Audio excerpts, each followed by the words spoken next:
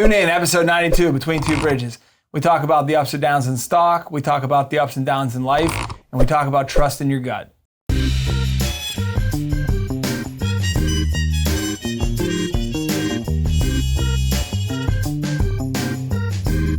You're listening to Between Two Bridges, a business-to-business podcast.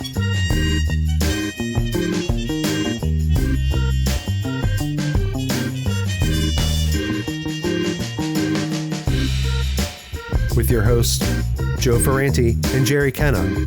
Produced by Nathan Kenna. Interviewing entrepreneurs, business operators, and investors. This episode is brought to you by Wash, because laundry shouldn't cost your time. Wash delivers. Sign up at pickupwashdeliver.com. Do the wash. Skip the hassle.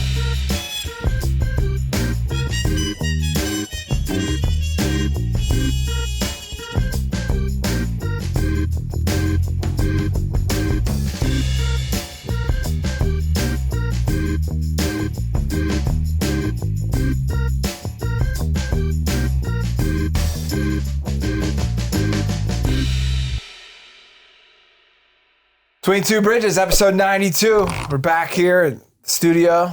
We're on the other side. We got rid of the couch. We're in the chairs. Just for today. Oh, good. A scam call. Oh, love it. We talked about scams last time. I get so many every day. I did the math. If I took every text message that I get saying they'd give me $150,000 and just said yes, by the end of the week, I'd have like a $3.5 million. Yeah. So At like 90% interest. yeah, you just got to pay it back in 17 days. Yeah. They'll give you $150, you got to pay back $325, and it's got to be paid back in 9 months. Yeah. Like, yeah, how about I loan you $150? You get one sucker to answer yes to this, and I'll take the returns. Yeah. So, yeah, I mean, we had, in full disclosure, we had our Destiny on. We didn't really get a chance to talk about that too much. Yeah. Because we shot a preemptive episode, and the feds didn't screw us over, so we didn't have to meet on Sunday and reshoot. That was good. That was a bonus. I watched a lot of that. I actually rewatched the Madoff documentary. Did you? And I'm like, that's so fucking wild that happened in the 2000s. Like, that shit should have never happened. So I changed my life goal. I want to be the next Bernie Madoff from 1980 to 2007. And then I want to get off that train. Get off the train. Yeah, because, I mean, he was a compulsive idiot of, like, he won. He won so much and just kept going. Like, when you... Well, that's the problem with those is that you have to keep going because you got to keep paying.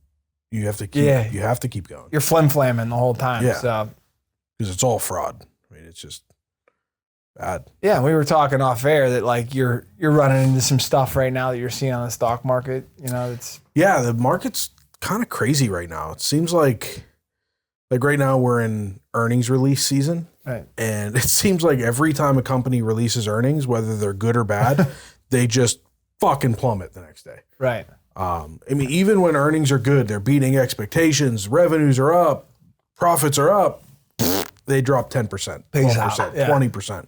I mean, crazy drops. And, you know, I've been watching it and I decided, I need to fix this. And I kind of discovered the strategy that I've kind of started doing. The SEC by watches accident. the show, so be That's careful. all right. Yeah, I mean, I'm not doing anything wrong. But I discovered the strategy, and I'm not, let's preface this with I'm not giving any investment advice, so don't take this as investment advice. We are not giving I love all those investment advice. podcasts I listen to. They're like, Yeah. they have it all figured out, and then at the very end, they're like, do not listen to a word we said. Yeah, this is not investment advice. I'm just we're just going to shoot the shit Right. about what I'm doing because it's working right now. And hopefully I get off the train right before it stops working. Or derails. Yeah. But I discovered it because General Motors, I have some stock in General Motors because I've always thought that General Motors is kind of undervalued. If you look at their balance sheet, their book value has always been historically higher than where the stock trades, and they pay a dividend. It's a solid stock. So I'm a shareholder for General Motors stock. Blue chip, right? Yeah, it's a strong stock, and they've been trading over the last few months around $52, $53 a share.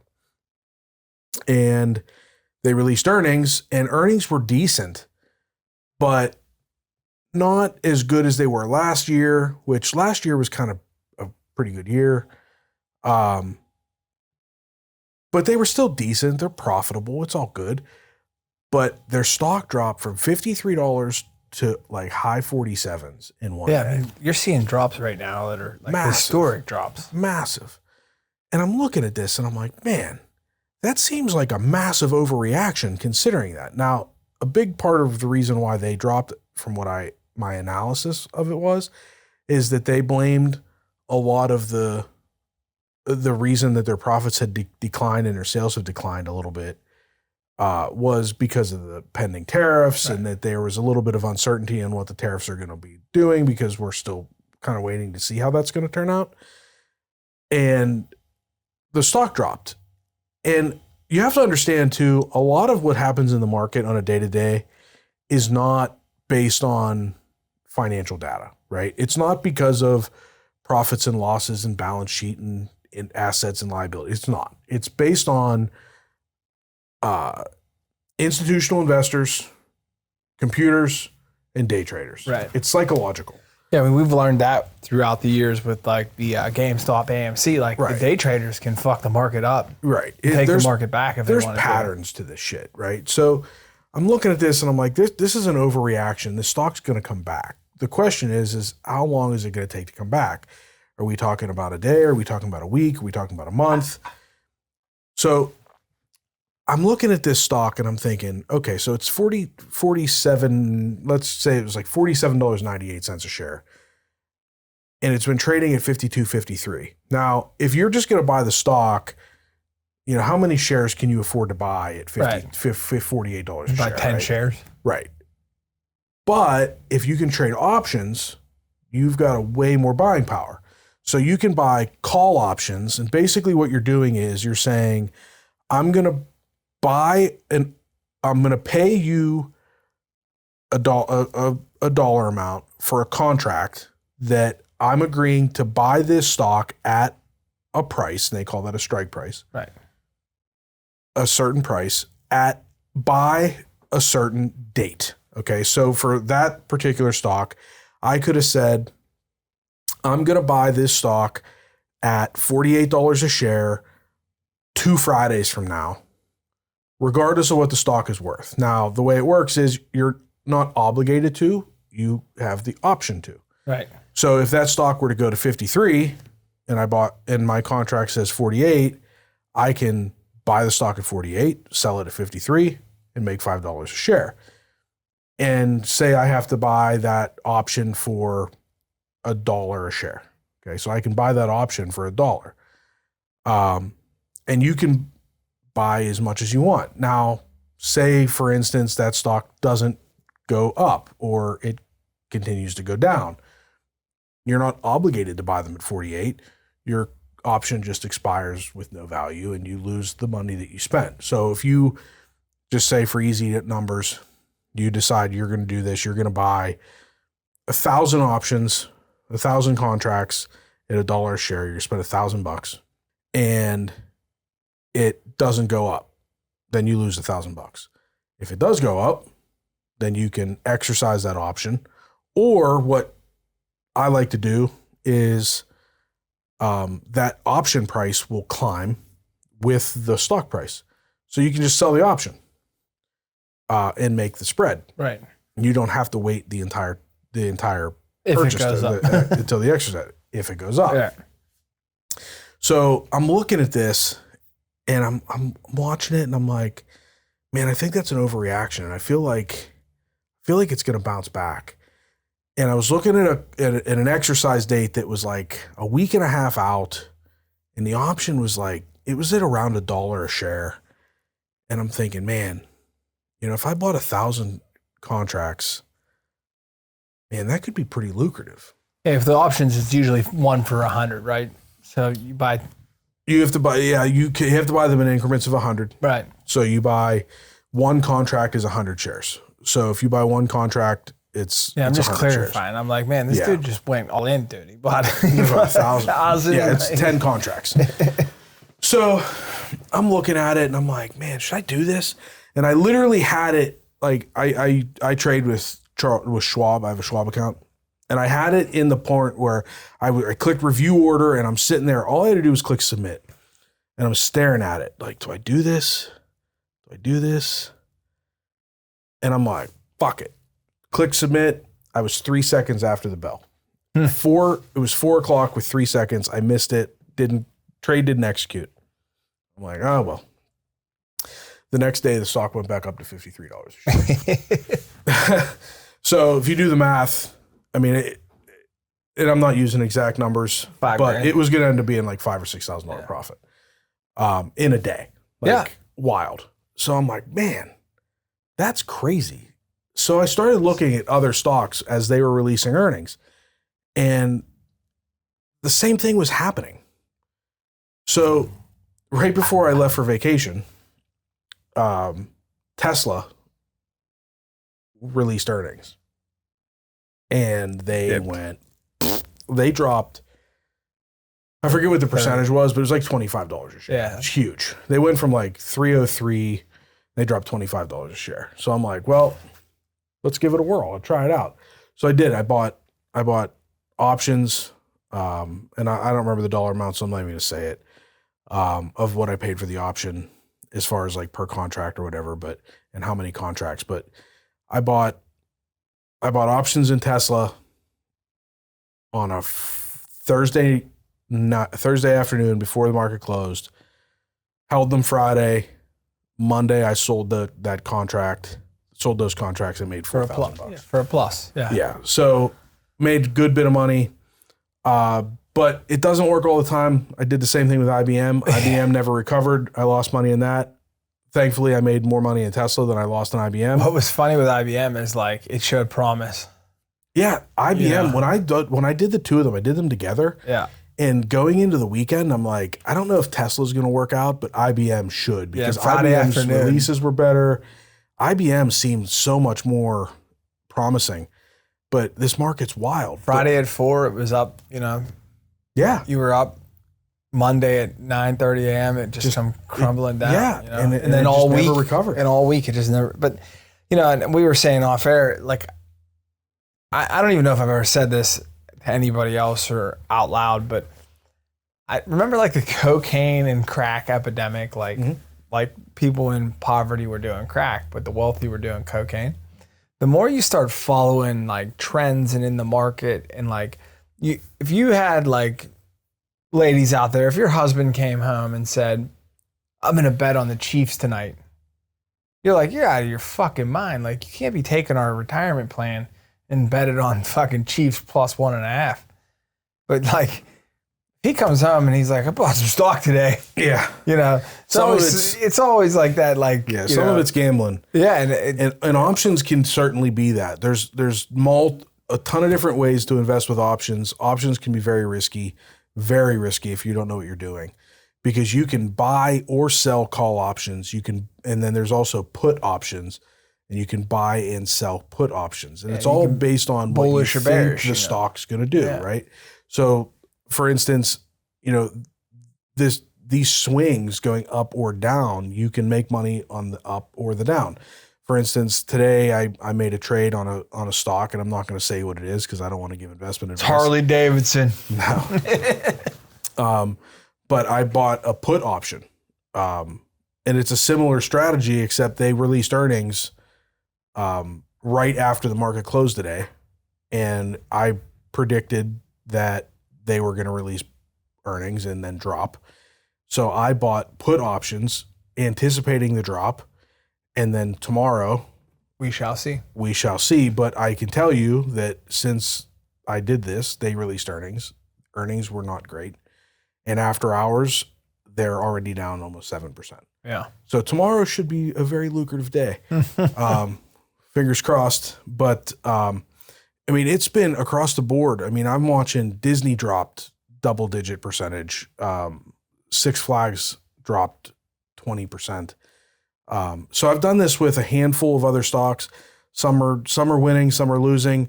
One of the strategies that I'm doing is I'm investing, like I'm doing the math and figuring, if a stock drops and the dip is $10 dip in the stock, I'm trying to figure out that if it goes back up to what it was at open, I'm not even counting that it will ever do that, right? Like, because it may not. GM was an anomaly. Tesla did, but not by the execution date or the exercise date. But if it gets halfway back up, I want that to be at least double what I'm spending on that option. Figuring standard coup de grace. 50% correction, I'll double my money. And if I lose, my thought is, if I'm right 50% of the time, right, you're good. I'm that's good. the nice thing about like that one put op, like the one option, the long call or the put. right, You're capping the day you buy it right. and how much you're willing to When lose. you buy a call option or you buy a put option, you're capping your risk. You're risking what you're buying it for. When you sell a call option or you sell a put option, your risk is unlimited, but your potential profit is capped. So I don't really like doing that. Right. And it's just not. And some of them are like, you could lose unlimited amounts of money. Yeah, you have to be very careful. You really need to study it and you need to understand it. I was paying attention to some things that were going on. Some of the pharmaceuticals, they're the ones that like will get FDA approval. Their stock will go through the roof. 6 months into the field, they'll get a pullback on the FDA approval. And now you're like riding with this company that literally will go from, $23 to $40 a share down to like out of business. Yeah. And you could lose everything you've ever worked for and stuff like that.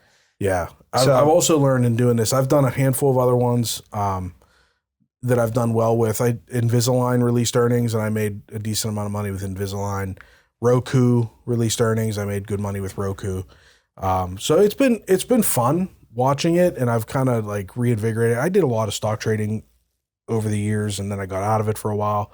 Just kind of reinvigorated some things and kind of, because I've done it and I know a decent amount about options, and I'm like kind of back into reading candlestick charts and like reading about patterns and stuff like that. It's been fun. The guy that bought my house off of, he was like a day trader. Mm-hmm. I mean, he was 80 some years old. They did a write up on the Post Gazette. Yeah. Like he knew what to do. Yeah. Like if you have the time and the wherewithal, but if you think like you can just wake up in the morning and buy some stock and not look at it all day, because that's what happens if you're like busy in your life and it's 2:00 and you're like, all right, I'm going to look at it, and you can't look at it again until 5:30. You missed it. You could lose your fucking ass because there's that 7% either way. Like, I mean, obviously what you're doing is like aggressive, is like you're not mortgaging your house and like you're not betting more than you can afford to lose. But if you're thinking like, oh, well, I can do this, you better be prepared to watch it. Well, and the other thing too with options is options are more volatile than the stock.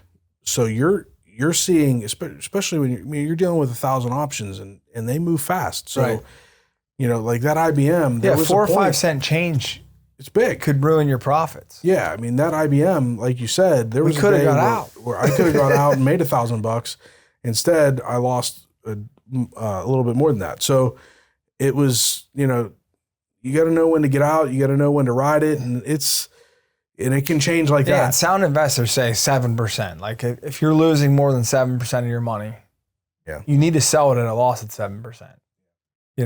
And that's one thing about options is like you're on the hook kind of for a time frame. Mm-hmm. So you don't want to really, because now that's the gambler in you. You're like, all right, well, I can't lose this money when it could make me money. And that's the other part of it too with options is that execution, that exercise date is important, because the closer you get to that, there's also a time decay element where you're losing time, and you're going to get to a point where if say you have a $48 strike price and the stock's sitting at $46, as you get closer to that exercise date, you're going to have a harder time selling that option because you're not you losing time. You're not going to get to that $48. Yeah, so if it spikes, people aren't going to want to buy the option. Right. So the option's not going to recover because your stock doesn't have time to get to the $48.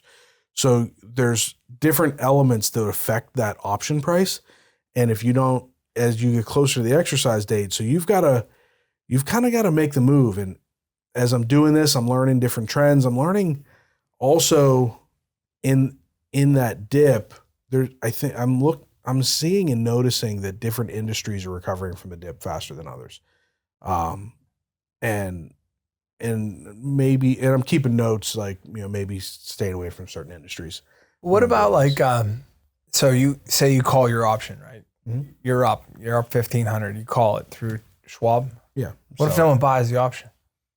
So it's just like the market. So you have to have somebody to buy. But you're also dealing with, we're pennies on the dollars here. Yeah, like small guys like us, and we're not gonna. Someone's buy the option. It. Yeah, but if you had and we're dealing with big companies. Yeah, if you had 14 million options, right, and you're not dealing with penny stocks. You're dealing with Tesla. You're dealing with General Motors. You're dealing with people are buying and selling. People are buying them. These brokerages are buying them anyway. Yeah, they're actually going to buy your, like Schwab probably bought yours. Yeah, you don't know, but it's selling. I mean, I'm dealing with big companies here, but it's wild seeing these swings, and I don't understand why they seem to all be just plummeting on earnings releases. I think that there's a lot to say for the amount of people that are involved in the market now. Like, you think back to like the 80s, it wasn't accessible, Right. Like you couldn't. Like, to be a day trader in 94 was like, what the fuck is this dude doing? Well, yeah, and it was a lot more difficult then. But now the internet and it's all instant, and you're getting, every second at the longest, you're getting updates on the price. It's just constant stream. Yeah, you can just watch it live. Yeah, it's live. It's crazy. It is, and it's fun, man. In full disclosure, the market's no place. It's just like everything else. You're not going to get rich quick in the market. No. You're going to take your lumps. You're going to take your gains, and don't spend the money you won today if you plan on keeping investing, right? No, you got to, and that's the whole thing. You just got to keep using that money and letting it grow, and hopefully letting it grow. And sometimes you got to take an L, and you got to know when to take the L. Right. And some days you're going to have red days some days. You got to just know that, all right, well, I'm going to take that loss. I'm going to make it up on the next one, and hope you make it up on the next one. That's it. So it's a gamble. Yeah. So what else is going on, man? Buy any new homes? You do anything? Ardesi he's under listing now his rental. Yeah, he's getting it listed and working with the bank to get the refi done and working with that. And I'm not buying anything new. I got a little story time though. Ooh, a little maybe informative session here. Yeah, people. For somebody that might be in the market to build a home.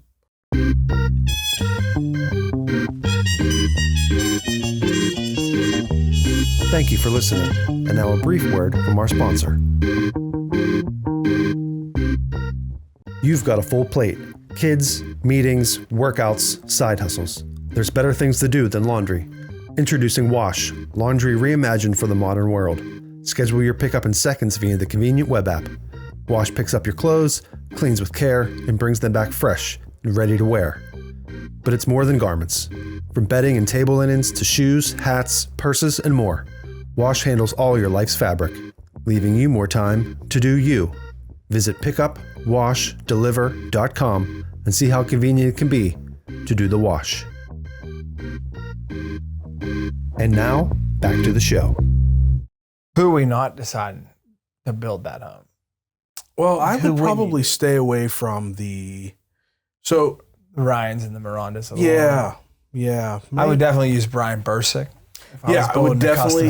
Yeah, so this is going to be a plug for Ryan Bursick. Did you call him Ryan? Brian? I thought I heard an R in there. No, Brian. It's definitely going to be a plug for Brian. He talked about it during his episode about the way things are when you're dealing with the big box home builders. Yeah. And I have a little story time that we made sure that we could tell. And is Miranda or Ryan, are either one of them publicly traded? Because when this comes out, their stock's going to take it may be time to buy a put option. If they are. That's insider trading. That's insider trading. Fuck it, we'll go to court. Yeah. We know some good lawyers. Yeah. So my brother and his wife decided. Well, can you rewind? Can we add a title to his name? Your brother, his wife, and our biggest fans. My brother and his wife, biggest fans. Biggest fans. Yeah, listened to every episode. Every single one. And gave me the green light to tell the story.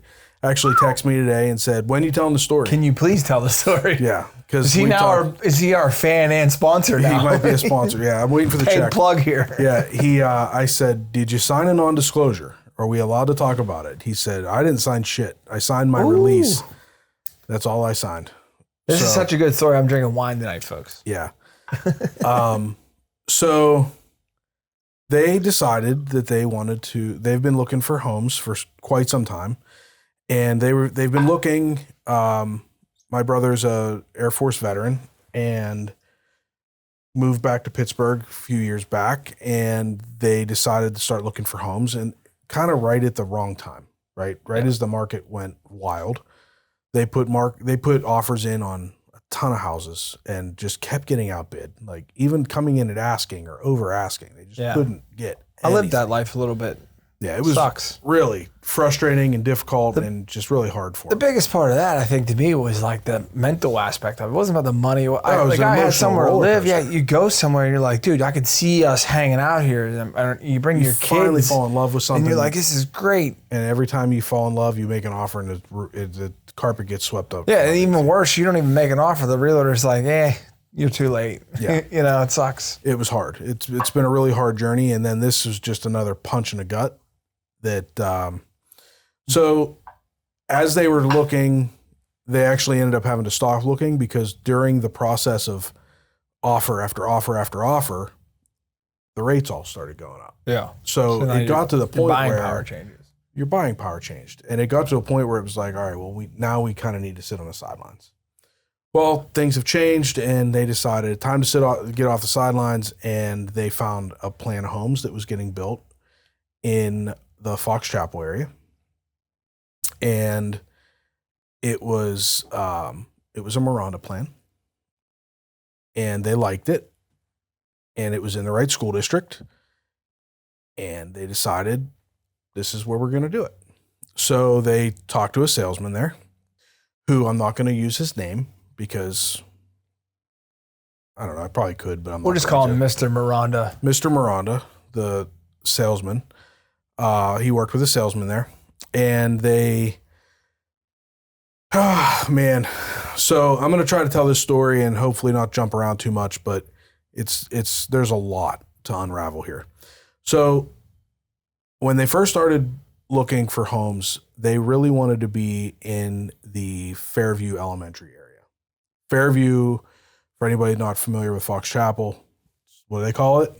The Academy. The Academy. It's where everybody wants to be.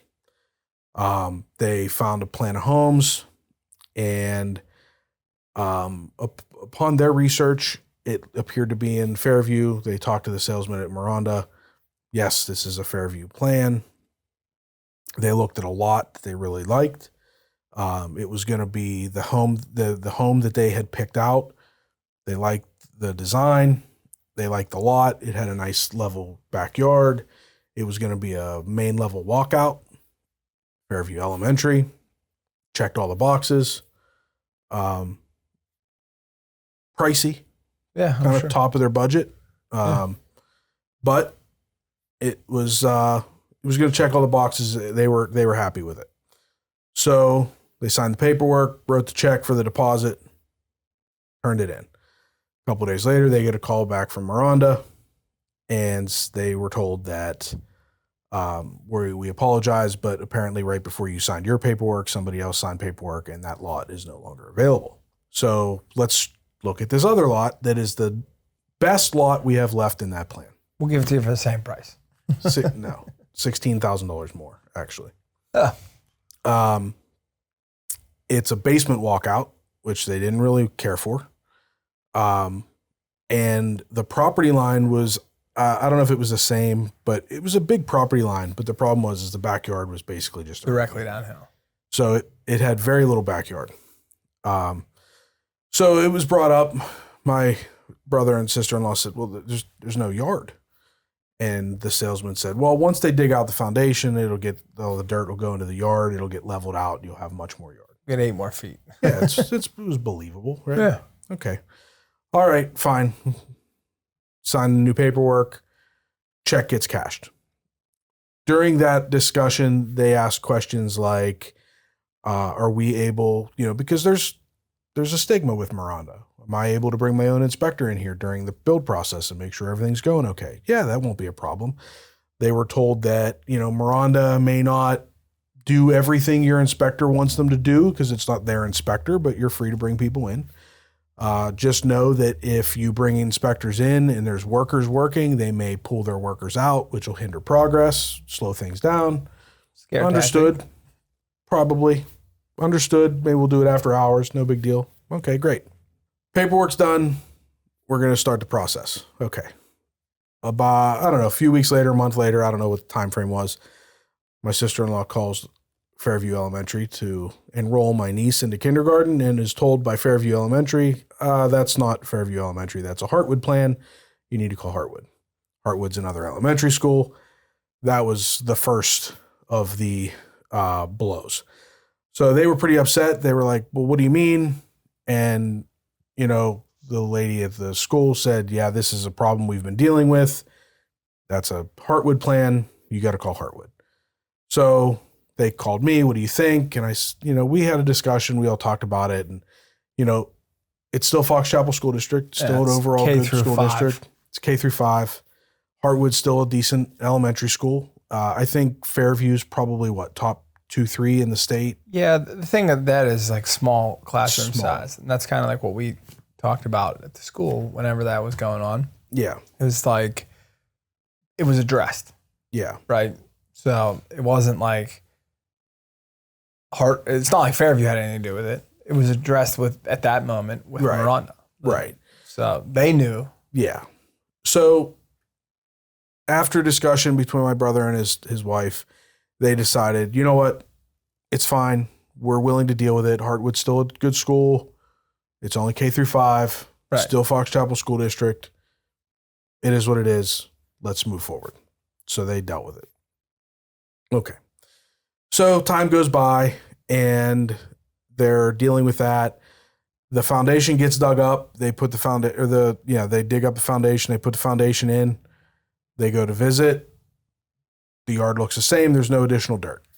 So they say they had a meeting on site with the salesman and the project manager and mentioned, why is the yard not any bigger? The project manager looked at them like they had 4 eyes and said, what are you talking about? And the salesman said, and there was a later discussion about a dirt crew, because I guess what they did was they dug up where they put the foundation, and they moved all the dirt, and they had a giant pile of dirt in the plan. They'll bring it back. They're going to bring it back. Yeah. The salesman said, they're going to bring it back. We'll have them bring some dirt back. We'll extend the yard. We'll level it off. It'll be fine. Now, the project manager wasn't there for that conversation, just the salesman. Scumbag Mr. Miranda. Yeah, Mr. Miranda, the salesman, was there. But yeah, we're going to extend the yard. We're going to make it bigger. It's going to be fine. You're going to have much more yard than this. It's going to be great. Okay, that'll be fine. We'll deal with it. We have a plan. Yeah, I mean, I'm running into that in my personal life, dude. You got to put some trust in people, man. Yeah. So the time goes on. So they're getting excited. They're getting this new house, and it's turning out to be pretty nice. And they're making plans, and they're figuring out furniture. It's a great time in life. It's a very expensive house, but it's exciting. Yeah, So they're looking at the floor plan, and they're looking at their furniture and deciding what they're going to do. They have a sectional that's relatively new in their current living room, and it's a powered sectional, so it needs plugged in. When we go to our first Steeler game. Yeah, we should. They have an 80-inch TV. We should, or 85-inch TV. You should be filming. We're coming there. over, dude. He's watching us again. We're filming at your house. Yeah. The problem is that the way the new house is like an open floor plan. Yeah. And the only way to plug the couch in is either they have to run extension cords across the living room floor, floor socket, or they need floor outlets. So, well, now's the time to do it. There's no drywall up. It's just studs and floor joists. So they said to the salesman, hey, while there's no drywall, can we have the electrician put floor outlets in? And he said, yeah, that shouldn't be an issue. We'll talk to the project manager. We'll see what we can get done. Time goes by, and my brother keeps following up. And now there's drywall. Well, they keep sending emails with questions, and like the salesman's responding to all the questions around that question and ignoring that question for like weeks. And then the day before the pre-drywall meeting, my brother gets an email confirming the next day the appointment for the pre-drywall meeting, and he replied to the email within 30 seconds of getting it. Nothing but in all caps, floor outlets, question mark, question mark, question mark. At which time the salesman replied, I apologize. The project manager was incorrect. We're not going to be able to do that. Well, the project manager never actually said they could. He just threw him under the bus.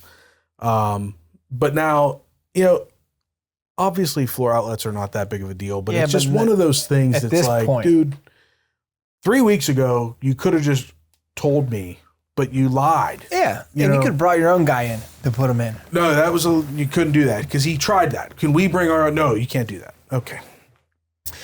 So I'd have went over and put him in. The frustration was starting to get excessive. So he said, well, this pre-drywall meeting, or before we started with drywall, I'd like to bring in my home inspector for my first independent home inspection, my walkthrough.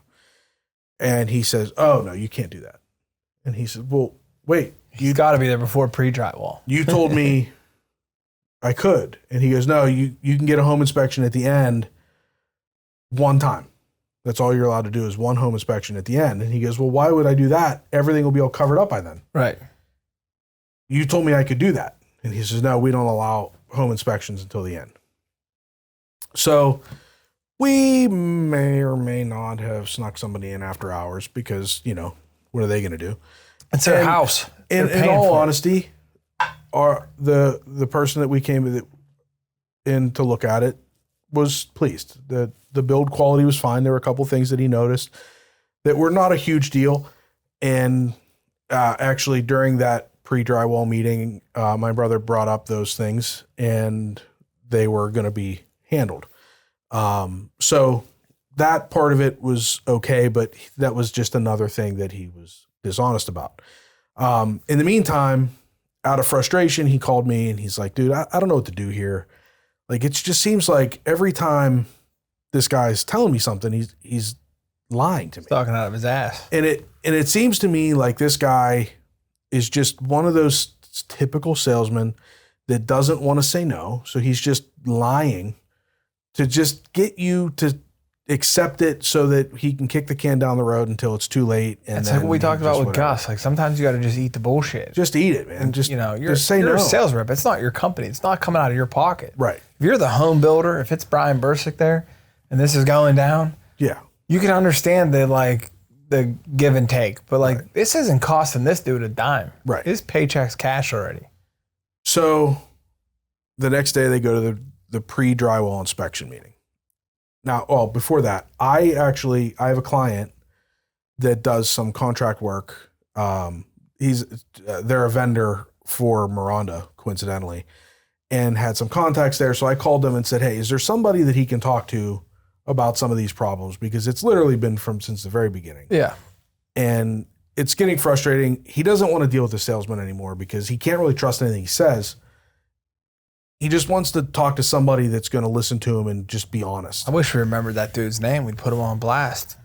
Yeah. So I talked to this client, and coincidentally, the contact that they gave me was the project manager that was meeting my brother the next day. So the salesman wasn't coming to that meeting. Closed the gap. Yeah. So it was closing the gap. So they went and they met. Apparently, this is a ongoing issue with this salesman, that he's having a lot of issues with a lot of his deals, and he's not a very honest person. Yeah, I'm curious about his compensation. Relatively new, and is just kind of blowing smoke up everybody's ass to try to get deals done. Yeah, I'm curious about his compensation. It's probably a commission based on the closing. He's just trying to get the deals done. So during this conversation with this project manager, he brings up the dirt crew, and then he goes, well, dirt crew. What are you talking about? That's not going to happen. That's not a thing. Yeah, I didn't think so. That was a lie. Bob the Builder on site too? They're not going to bring more dirt here. This is it. He's like, if anything, we can level it off a little bit, but this is pretty much it. Okay. So the outlets weren't happening. The yard's not getting any bigger. It's the wrong school. And he was promised a deck, right? Here we go. Yeah. So he goes, okay, when's the deck getting installed? And the project manager said, what deck? So he said, the amount of money that I'm spending on this house, what is that door coming out of my second floor kitchen if there's not going to be a deck there? They just screw boards across that. Because the salesman said from the very beginning that this house is going to include a deck. And the project manager said, this house does not include a deck and you didn't pay extra for one. And that is the straw that broke the camel's back. I'm curious, what are we quoting for a second story deck? What would the add-on be? I think it was going to be an extra $15,000 or something like that. But we're already past the point of return right now. Yeah. I mean, here's the thing that was like why this was such a blatant, dishonest thing. If you're a salesman and it's a commission position, right? You obviously knew you lied about the deck, or else you would have attempted to sell the deck. Right. So since March or whatever, whenever he signed this paperwork, this dude has never mentioned upselling a deck one time. Not to mention, $15,000 deck doesn't get you much deck. Right. It was a 10 by 10 landing. deck. It was a 10 by 10 deck. That's all it was. A landing. Yeah.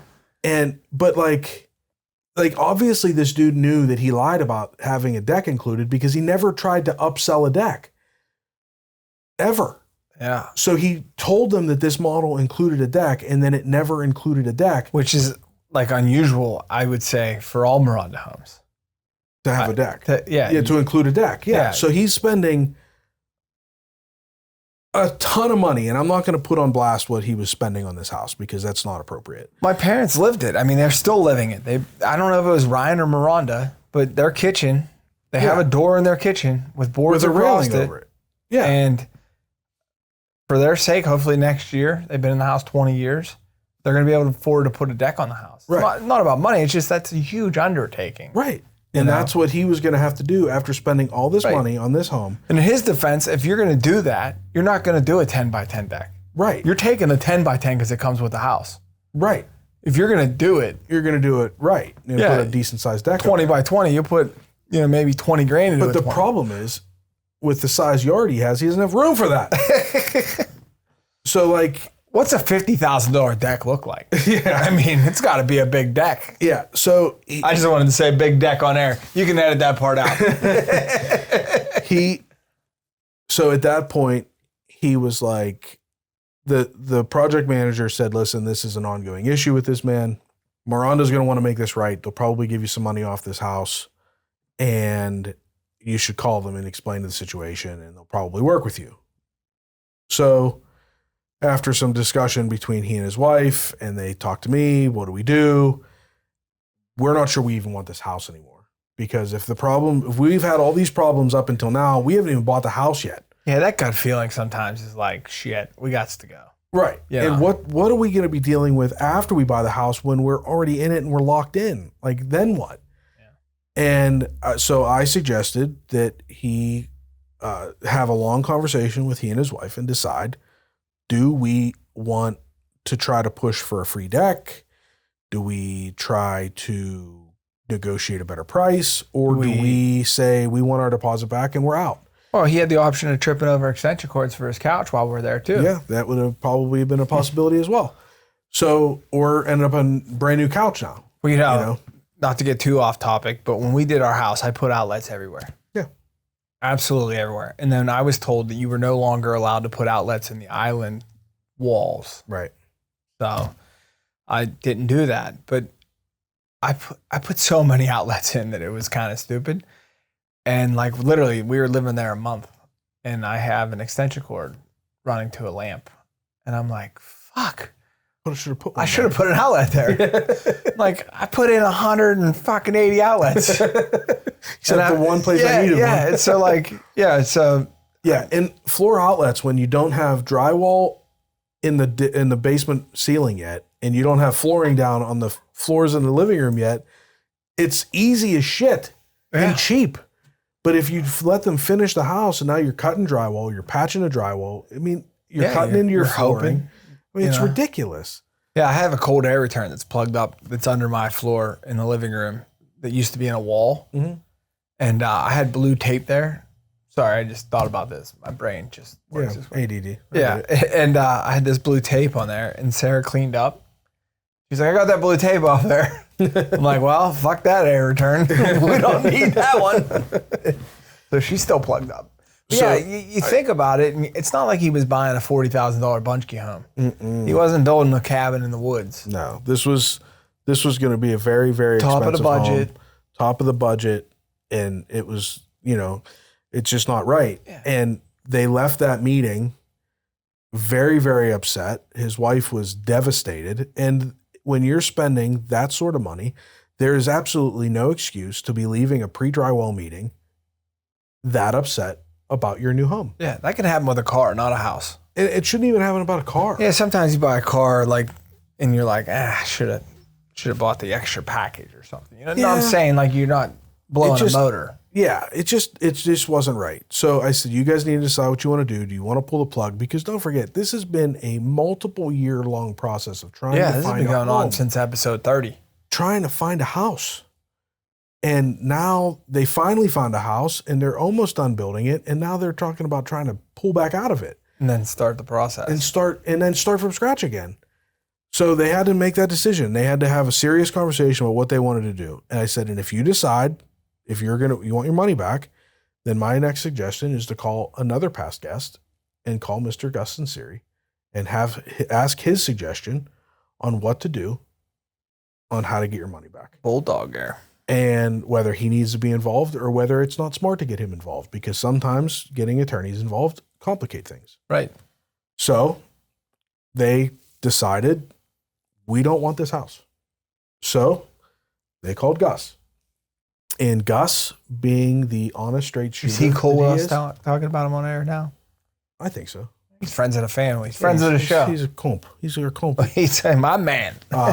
Gus, being the honest, straight shooter that he is, told him the best way to handle this is, first thing to do is to call them and try to do this yourself. He gave them the same advice. You guys need to have a heart-to-heart and decide what you want to do. If you do decide you want the money back, call them, explain to them what's going on, and tell them you want your money back.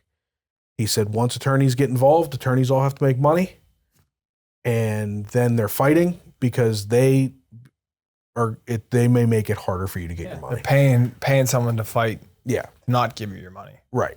So he said, see if you can get your money back without me. He said, the minute they give you a hard time, you call me. Yeah. And fortunately, it took about a week and a half of whatever Miranda was doing in the back end. But Miranda agreed to give them a release. Yeah, it's signed and executed, and they're waiting for their deposit back. It doesn't cost Miranda a dime. They're going to sell the house. That's exactly what I told him. I said, if you go back and say I want a discount or I want a free deck, it costs them money. I'll be at a birthday party there next month. Yeah, you know what I mean? Like, if you go back there and you say I want my money back, they're going to write you your check, and they're going to put a for sale sign on it, and they're probably going to charge somebody more because it's ready to go. Yeah, they're going to make more money, and they're going to wash their hands of the whole problem, and it's done. Well, I'm glad we talked about it because maybe we can cost them $50. You know what I mean? Yeah. You have to be cautious. And the unfortunate thing is these salesmen will tell you whatever you want to hear to get the sale done. And unfortunately, that doesn't mean they're going to be truthful. Yeah. So I was a kid. I was probably about 17, 18 years old when my parents were building their house. They built in Plum. It had to be a Miranda or Ryan home. I can't recall which one. They're pretty much the same. I know they are. Yeah, and so my stepdad, like the nut that he is, he bought garbage cans for the house, put them in every room. Yeah, because they'd throw their Mountain Dew bottles and shit right behind the drywall, and we went over there. He went over there every night and emptied the garbage cans. And like stupid things, like you don't even think about. Like he's anal, so he thought about them. Like the driveway and the garage, cement slab. So they're gonna just dump gravel in, pack it one time, pour the next day. Then they're going down the road. They're just pouring. So he like rented a packer and like a compactor, like a plate tamper, and tamped the driveway and added more gravel. And you know, one of the things they don't do is floor drains in the garage because back then that wasn't code. So like he put a floor drain in the garage. The guy was like, "What the fuck?" You know, it's like no, like why wouldn't we? You come in with a car covered in snow. Yeah, you need to have a fucking floor drain. So like, we talked about that. In the water out. Yeah, we talked about that with Bursick, and it's like, you know, you're going to spend the most amount of money you're ever going to spend on anything in your home. Most of us. Yeah. I mean, other people do other things, but if you're going to go with someone like that, you better go with someone that's got your best interest. Yeah, and that's the whole thing is if you know, I told him, if you're going to buy a house, you really ought to use somebody. If you're going to build a house, you really ought to use somebody like Brian that you can sit down with and make a custom build and actually customize it. I might have somewhere he could buy a property right in Fairview. No doubt in Fairview. Just got to talk off air. Off air. Yeah, this guy wouldn't be very happy if we were. I mean, we could put him on blast. Nah, we don't want to do that because then somebody else will buy it before we have an opportunity to. And your brother sure as fuck doesn't want to be my neighbor. That has its own financial repercussions. Yeah, it's a very unfortunate situation, and you know, but these big home builder companies. It's not even just big home builder companies, man. It's just big company in general. Yeah, like you're right. I've never felt more now than I did like a month ago that like I'm a small business and proud of it. You're a small business and you're proud of it. We have a podcast. It's a small business. We're proud of it. Yeah. But I've never been more in tune with how big business could give a fuck less about small business. Yep. Like they need us to survive, but they don't care. Nope. Like, I mean, we had that deal with the manufacturing company with Ramsco, their largest abatement sales company in the country. Throw you out with the trash, just like throw you out with the trash. In 23 years of business, you don't get a personal phone call. You don't get a personal email. You just don't get invited back to round 2 for bidding. Yeah. And it's like, the fuck? Like, never late on an order, you know, working overtime to get the orders done. Yep. They don't give a shit. Yeah, I agree. I prefer to use a small business when I can. Well, that was big when we were growing up. Our parents were big on that. They'd go to a local hardware store, local flower shop. Yeah, but it's getting harder and harder. Right. So I guess like my plea to people would be like, dude, look for small business. Shop small. Yeah, and don't go too small because when you get into too small, you get into scammers. You get into people that are, you know, not by the book. Right. So it's a fine line. Like spend all your money with me and Jerry, and then we'll tell you how to spend the rest of your money. Right. But no, I see that. That's a heartbreaking scenario. That's 100% worse than getting beat out on an offer, you know? Yeah. Because they wasted 9 months of their life. And like his wife, and women are built different. We know that.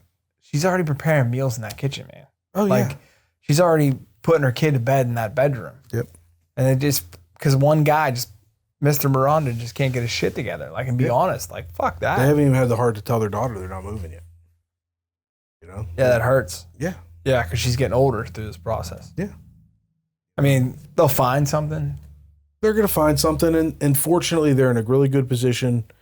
And, you know, they do well and they're going to be fine. And honestly, shit happens for a reason. Right. And they're going to be better off. And I feel bad for the next person to buy the house. Because who knows what they're going to be walking into?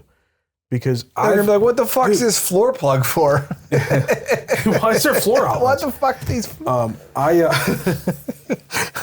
I always thought about that on these shows, like when My Lottery Home and stuff like that. Mm-hmm. They walk into the bathroom like, we love the house, but the bathroom wallpaper is kind of too much green for us. Yeah. Like, bitch, don't you know with the money you have, you could change the color of the wall. You can't change the sinking foundation. Yeah. Dude, I looked at a Miranda as a potential flip a couple years ago. Last year and a half ago. It was in Plum. And I ended up walking away from it because I knew it had foundation issues because of the listing. It was a wholesaler that was listing it. And they were very honest. They said, hey, there's foundation issues. So if you want to bring a foundation guy, bring them.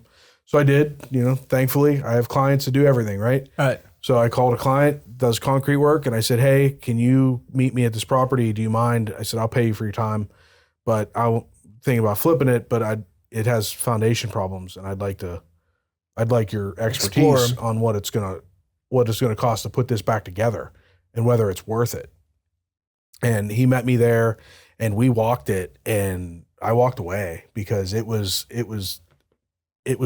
coming in. I mean, and the house was 20 years old. I just ran through that with a guy. He locally bought a house. Conveniently would have been in the Fairview School District. And he put a new roof on it because the roof was leaking. And then he started working on it. The problem was in the back of the house and the back wall fell in on the house. Foundations are crucial. I mean, you can't skip on the foundation. No. Like you just can't. No. And the one thing that we were, I knew about the foundation issues at that Plum house. And one of the things that we liked about this house that they were building in Fox Chapel is, and I don't know if Miranda does this on all their houses, and I think we even talked about this during Brian's podcast, is that they pour their foundations now. At least they were in this Fox Chapel plan. They're not block foundations anymore. They actually, are they poured on site or assembled? Because those superior walls. They're poured on site. So they have frame molding. Yeah, because superior walls are some of the best foundations you can get. Yeah. So we were confident in the foundation. Plus, because it was a basement walkout now, the whole foundation is above ground. Yeah. So that helps too, because you don't have all that ground pressure pushing in on it. But but it just, there were so many things that went wrong with this build that I'm like, dude, the amount of money you're spending on this, it's turning into a house that you're not going to be happy with. Yeah. And due diligence is a son of a bitch. You want to be in a home for that kind of money. You want to be a home. So for example, their past guest, Hugh Rumbaugh, he built his home. He was the general contractor for the whole thing. He's got a lot of real estate experience. And when he moved into it, I asked him, and I remember this phone call because it stuck with me. I said, hey buddy, how's the house? And he said, I feel like I'm waking up on vacation every single day. Bang. And that's what I told my brother. I said, dude, for that kind of money, you should feel like you're waking up on vacation every Funny single you say that. I never really thought about it that way, but like in my house in Oakmont, so we had a full bath on the second floor, but that was it. So like, throughout life, I would shower in the basement. We had like a Pittsburgh party shower. Mm-hmm. And when I would go on vacation, my favorite thing to do was get a shower. Yeah. Like, dude, I just felt like I wasn't in the basement with the centipedes, and like I had an actual shower door. It was like a big perk. And when we did our shower at our house, we did a double shower, double walk-in. And every time I get a shower, I'm like, I don't even need to go on vacation. I got a vacation shower at home. It's those little things in life, dude. And if you don't get them at home, you're not going to get them, man. Right. You have to, your home, as hard as we work, and my brother's the same way, like he works his ass off. Yeah. As hard as we work, your home has to be your palace, man. You have to be comfortable. That has to be your castle, man. And you're always going to find things you'd like to change about your house. And you can dream about a porch or a deck, but you can't, there's certain things that you can't like just forget about. No, but when you move into the house, it should be the best day of your life. Best day ever. Yeah, and if you just built it, you shouldn't be like, all right, well, I want to do this, and I want to do that, and I want to do this. It should be just fucking done. Yeah. Yeah, there's something to be said for just putting your feet up. It's not a starter home. He wasn't building a he wasn't flipping a $150,000 starter house. This should be a forever house for the amount of money you spend. Yeah, totally agree. And in that area. And they're getting away with murder. And you know what the problem is he has you and he has people in his life and he has a little bit of knowledge. So he gets it. And he has too many people around him that know better, and he knows better. And it was like, it became too obvious that this isn't right. Right. And there's going to be someone that buys that house. It doesn't know any That better. doesn't know any better. That doesn't care. You know, and that's one thing you see in our area is like, you could do well for yourself, but everybody around you does really well for themselves. Yeah. Like we don't try to keep up with the Joneses in our neighborhood. Yeah. It's not worth a foot race, you know? Yeah. But And it's not about that. It's about being comfortable in your own place. Absolutely. It's not about having the nicest house on the block and being able to be like, I have the best, I'm the best. It's just about like, I work hard. you and could I lose wanna everything have- chasing that. You can't. Yeah, you can't do it. You just want to be like, you want to be able to, you know, years and years ago, I rented a little house in Oakmont, and I'd be putting in these long ass tax seasons, right? And it was when I first bought, it was right after I bought my first Harley. Not my first Harley, my first new Harley. My first Harley was a police bike. It was a Uncle Jim. University of Pittsburgh police Uncle bike. Jim deal. Because at the time, Pitt would trade them in every 2 years, and then you could buy them. They take all the stickers off, and you'd buy. Yeah, this that's police bike. sweet. They'd still do that? And and it was cheap. I could buy that bike, and it was a touring bike. You know, it was nice. So that's how I Pull people over if you got need in. to. Yeah, that's how I was able to get into riding motorcycles and buy a Harley. It was like $11,000, and it was a deal.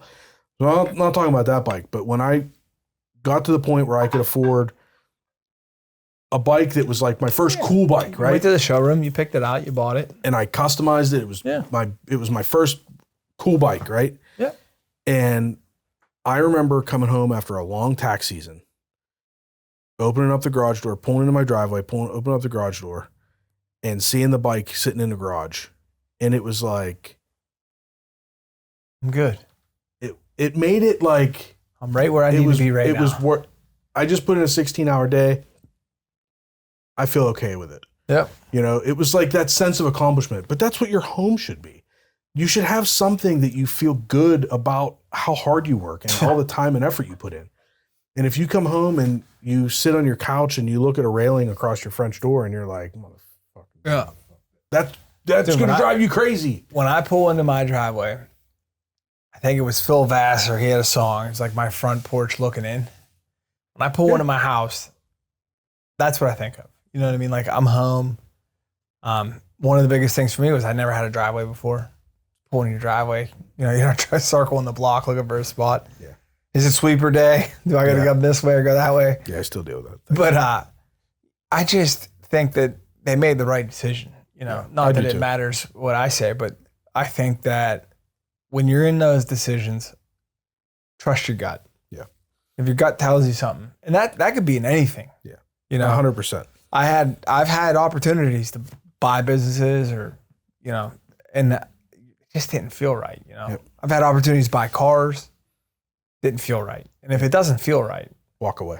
right, because here's the problem. Like, and I learned this with buying it. I bought a used car a long time ago, young kid, and it was a reach, you know, but I bought it. It's exactly what I thought I wanted. But it was like weird when I got it. It was like starting to have a little bit of a problem, but it was like, it's just this. It was like it was possessed. Fucking thing needed brakes every week. It seemed, you know, like it didn't want to start sometimes. It just like, if it doesn't feel right, it explodes the little things. Yeah. And if you go by that, you know, if it doesn't feel right in your gut, walk away. You know, sometimes your gut may be wrong. But if you go by that, you're going to be okay. Yeah. Because like, I mean, it's like any kind of deal. If you're in the middle of a negotiation and someone's pushing too hard to sell, they're hiding something, right? Mm-hmm. If they're nonchalant and they don't care, they're probably hiding something. Yeah. But if it doesn't, like you said, like if you go with your gut, you're going to be right every time. Yeah. Because it's your gut. It's your psyche. Right. Your psyche is. And then you ever feel like sometimes you don't go with your gut and you go, so like your gut tells you to walk away. You go with it anyway. And then you're constantly, it's almost like psychological. You're like looking for the reason why you fucked up Oh, You know what I'm saying? 100%. Yeah. You know what I'm saying? You know what I'm trying to Yeah, say? you're in the middle of it. You're like, all right, well, this I wasn't. should have just trusted my gut. Yeah, Even yeah. though it's probably fine. Yeah. But you just are second guessing that because you should have just trusted your gut. Yeah, this is life information. Trust your gut and don't ever say what's the worst could ever happen. Yeah. Could always be worse, bro. We have a funny story in our family. My mom had a Volkswagen Jetta on lease, right? It was like 2 weeks out, a lease to be turned in. Car was mint, under miles, everything. Family member needed to go to a wedding in Champion, PA. My mom's like, hey, take the Volkswagen, whatever. I have miles to spend, whatever. What's the worst could ever happen? He's on the turnpike. He's coming back. Hits a fucking bear. Hits a bear? Hits a bear on the turnpike. So what's the worst could ever happen? You could hit a fucking bear. That's the running joke in our family. And like does damage to the car that now needs to be fixed before it gets turned in for the lease. Like, what's the worst could ever happen? Hit a bear. I'm gonna use you hit a fucking bear. That's what could happen. It was just a cub. Yeah. It wasn't a 400 pounder. It was a 190 pounder. Could still be worse. It could be worse. It could have hit a fucking moose. Yeah. So, yeah. Well, AJ, I'm glad we told your story. I hope you can click copy, share, paste to Mr. Miranda. Yeah. Share that shit. Yeah. And as long as we don't get a cease and desist, this episode will stay up. Yeah, fucking send it. I got a secret to tell our listeners. We got a lawyer and you got a lawyer, but our lawyer is better than your lawyer. Oh, yeah, he is. And you know him. Yeah. And he's a pit bull, and we love him. He is a pit bull. I love him. Yeah, he's a good guy. So on a lighter note, other than getting screwed, me and Sarah started playing pickleball, man. Oh, man, you're just like your typical middle-aged white couple now. Yeah, I know. We are. Sounds great. Yeah, AJ, buy a house close. You can join our league. So we started Monday at our turnaround, just like hitting it back and forth. And then we went to right by the field club. They built like a new park that has 5 pickleball courts. We went there, and I broke my pickleball racket. Oh, man. Not out of frustration. No? No, it was just I bought them in full disclosure, I bought them at Sam's Club. 2 rackets, 4 balls, $20. Well, the handle, like, I might have did it on purpose. You were hoping I could feel it moving, and I was like, I'm just gonna smash one time. And as soon as I did it, the head went that away. Mm-hmm. So then we went to Dick's. We got new rackets, and it's fun. It's not a lot of running. I mean, it is now because we're playing 1-on-1, but I'm watching other people. So bring it. That's a challenge to all our listeners. If you're a pickleballer, come on, get. Yeah. Because it brought my like juices back, like from like high school tennis. Like I know how to work the court, Yeah. So it was fun. So you guys can play. Yeah. It'll be fun. You have to teach me. The teacher becomes the student in this game. Yeah. I just watched older people playing, and it's like if you play it for fun, it's fun. Now, if you're out there trying to smash and kill everybody, you're not gonna have fun because like Amber and Sarah, they're not gonna hit the ball back if you just smash their face every time. Right. I mean, maybe they'll get there. I mean, Sarah was pretty good. She shocked me. So, but that was fun. So we did that, and then other than that, we're just like in the lull of it right now. Vacations and it's back when this comes out, we'll be like a week away from back to school. Oh my God. I'm ready. Yeah, I know Sarah's ready. Yeah. And I see it in my kids. They need that structure. Yeah, it's funny. I texted a buddy of mine today, happy birthday, and he said, how's your summer? And I said, it's good, man. How's yours? And he said, good. We're in that stage of summer where we're trying to keep the kids busy because they're in that stage of summer where they don't have anything to do. Yeah. Yeah, I can see it. I didn't even realize until about 2 days ago. I was like, they need more structure than we're willing to give them. You know, like my schedule's what it is, and Sarah only has so many fucks to give. Yeah. Well, it's tough because like you can't take them out and have activities every day. You know, you'll go broke. Yeah. Sometimes you just gotta just fucking chill out. Just stay home and relax and just be, not every day has to be the best day of their life. You know what I mean? Like, but what drives me crazy is like they have a house full of things to do and they'll be like, I'm bored. You're bored? Yeah. Well, yeah. And then you try to limit the screen time on the tablets because it gets aggressive. So funny story, and I know I said before we got on air, we're not going to go into depth to this, but my son had an incident at the pool real quick, and he drowned a little bit. But we were like, hey, look, that's it for the iPad time tonight. And he looked at me right square in the eyes, like a lawyer. And he said, Dad, I almost died today. I'm staying on this He's iPad. like, I'm getting 10 more minutes. So. And you're like, heard. Yeah, Heard I that. got you, bro. And you know, it's funny because it's some close calls in life, and we all have them, and it's the gut decisions and stuff. Like, you just lay there and you just hold them a little extra longer. And In life, everybody gets presented with situations where you need a leader. yeah, Whether it's dragging a kid out of a pool, whether it's trying to get a kid down a cliff in the woods, whether it's, trying to navigate a family through a loss. Yeah. And there's certain people that are capable of it. There's certain people that are not. And it's, next time you're in one of those situations, look around, and I think you'll notice that who's capable of it and who's not. And when you're put in those situations, I don't know. It's, when I'm in one of those situations, I don't even think about it. Yeah. And then after it, it's like, well, shit, I just did that. You know yeah, what I mean? You just did that. You know Yeah, what I mean? Like, it wasn't like you didn't think about it. It was like, okay, it's fucking go time. yeah. And that's life. And the sooner you get to that, what the fuck? Scam call? Total scammer. It's my neighbor. No, as soon as you get to the point where, like, I think it comes with age. You learn how to react. You just learn how to be present. It does come with age, but I think even with age, like, there's people that are much older than me that are completely incapable of it. Yeah. And in those times of crisis, it is so apparent. Yeah. And you can see there's people that when they need that leader, they flock to that leader. Correct. And it's I tell my kids that all the time. Don't be afraid to lead, dude. Be You the lead, leader. People will follow. You're right. Someone's And- got to take the bull by the horns. Right. And you have to just, if you're that leader, you have to accept it and step into that role and be that leader. Yeah. And 100%. we own businesses, so we have to lead people every day. So we're kind of naturally in that role every day. So maybe that's why people tend to look at us in that sense. But, like, you were forced into that position this weekend. Yeah.